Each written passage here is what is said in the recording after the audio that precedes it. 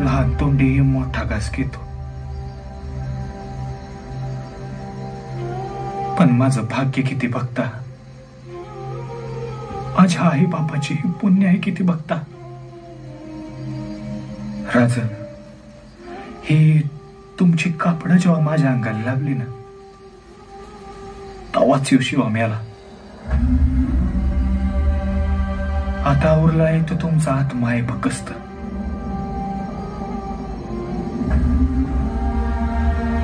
राज, तुमच्या ध्यानात येत नाही, पण मला स्वर्गाचं दर दिसतंय. हो, अजून काय पाहिजे माणसाला?